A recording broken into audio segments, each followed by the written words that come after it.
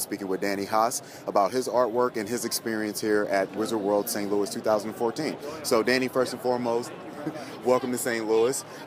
So this is your second convention that you're doing for Wizard World. Your first one was in New Orleans. What's one of the main things that you see as the difference between the New Orleans crowd and experience and the St. Louis crowd and experience? The only main difference is location, because I feel like this crowd is pretty on point with the same geeky nerdiness that is in New Orleans.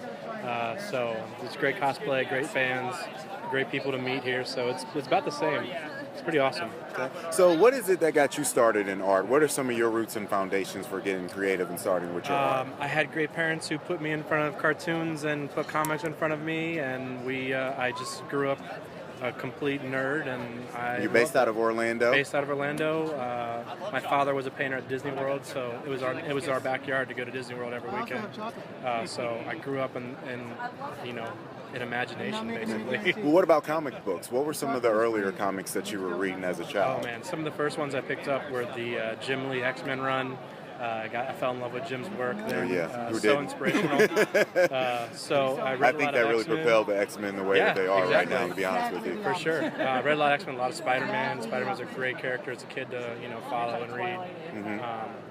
Getting older, I got into the Batman stuff, the darker side of comics. Okay. But yeah. So when were you in your life able to transition from just being an artist and having a hobby and having a passion for doing art into actually being able to say, hey, I can make some type of a career out of this. I can attend festivals like Wizard World and actually be able to do this full time? Yeah, it's that moment where you realize you can do art with your passion of comics and realize you get paid for it. So, I was out of college, got a great job doing screen printing, and then, kind of spiraled out of control, was doing some of this art, and a lot of good websites and social media blogs picked up my art, and that's when I realized that this could be a great career for me. Awesome. Well, one of the main reasons why we came to see you, obviously, is because we recognize your art right off the bat from social media sites like Tumblr and Instagram and things like that. And one of the main things that we've always noticed is your half and half portraits that you do. How did those come about, and what's the original idea that inspired those? Yeah, the Half and Half started, there was an art show in San Francisco, a superhero art show, and just basically wanted some type of superhero, art from you, from whoever was in the show. I did the Superman piece, the Kent piece, I call it.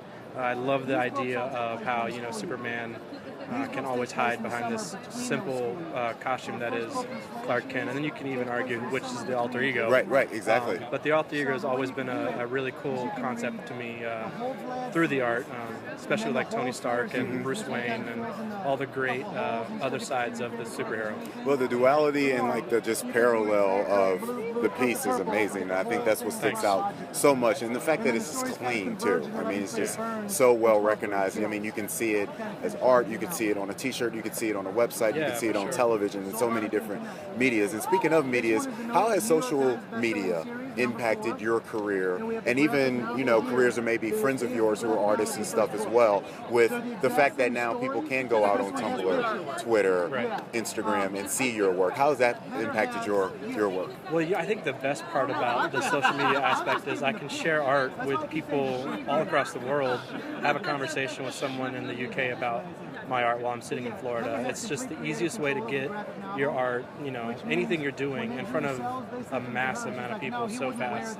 And that's why I love Tumblr, because it's a massive website, program, whatever you want to call it. That people are stalking on 24/7. Exactly. And I mean, you can get Team your no piece sleep. In, who knows? And I also, one of the greatest, I forgot to tell you this before, I had Will Wheaton's Tumblr actually tumbled my It's a Small World Star Wars mashup, and that was one of the craziest things ever, because it just you just see even celebrities are on Tumblr, they're tumbling left and right, so you can get your art in front of anybody with social media. Yeah, I mean the reach is just infinite nowadays. Yeah, I agree. Awesome. It's awesome. So tell me a little bit about this Outright Gigs podcast that you got stamped on your table. I honestly don't know anything about it. Yeah, it just kind of put it on there. Me as a geeky artist. Okay. So they slapped it there and I left it. So. Well, hey, any approval's okay. Yeah, I agree. All right. So tell me, and lastly, your experience here in St. Louis, the fans, how did they treat you? How have they been receptive to your art? What have you? What's your overall experience here at Wizard World St. Louis? I've had a blast. I've met a lot of fans that I've known, from my fan pages on Facebook. So they've come out to say hi, pick up some art, talk about art. It's been great. St. Louis as a city has been fabulous to stay in anyway. Awesome. So you're gonna come back? Yeah, you'll be back. of All right, course. and we're gonna snatch you for a Cardinals game Hell and yeah. all that good stuff. Danny, man, I really appreciate Great it, meeting you, sir. You are a pioneer in your own Thank regards, you. man. So Thank you, man. we really appreciate it.